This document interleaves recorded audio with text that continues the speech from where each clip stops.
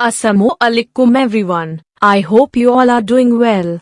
Today I will discuss the themes of the novel Burnt Shadows. There are three major themes of Burnt Shadows. 1. Identity crisis. 2.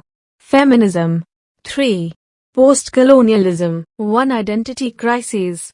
After reading the novel we came to know that this theme is highly discussed. If you see the character of Hiroko Tanaka, after the bomb attack, she was being called as Hibakusha, which means the explosion affected person. Easily do in Japan she couldn't able to do in subcontinent. The second character that faced identity crises was Conrad Weiss. He was a German but due to circumstances he had to move to Japan. The problem arises when Germany defeated in war Japanese people though that he could be a German agent, that's why all that he was being checked. The next is Elizabeth Burton. Elizabeth's real name was Ilsa Weiss, but due to her husband, she changed her whole identity. She could not reveal her identity as a German. That is why she stopped Hiroko to call her with her real name. Henry Burton. He was the son of James Burton and Elizabeth Burton.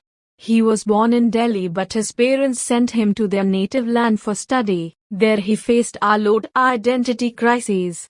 Other students used to make fun of him because his accent was different.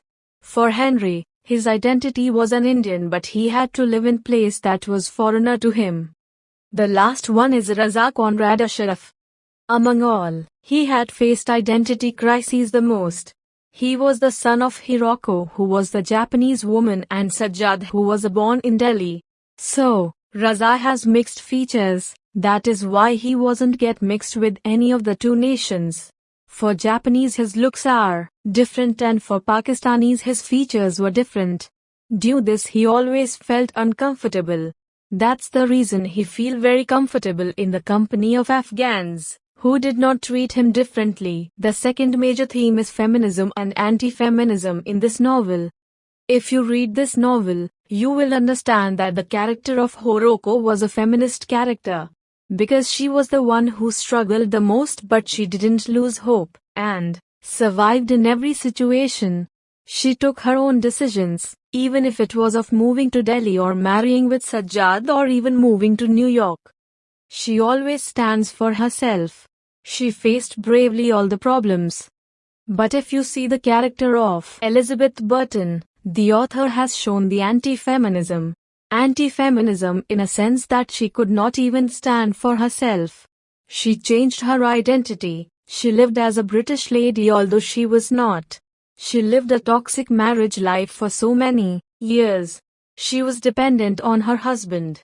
There is a huge difference between the characters of Hiroko who was brave enough to took stands and Elizabeth who was not that much, but yes, in the end she finally took a step and moved to New York where she died peacefully. The last theme of this novel is post-colonialism. Colonialism is when a developed country took a hold of a developing country. Post-colonialism is the situations when colonial country left the colonialized country. In the second part of this novel, the setting is Delhi in 1945 before the partition of subcontinent. At that point, subcontinent was colonialized by the British.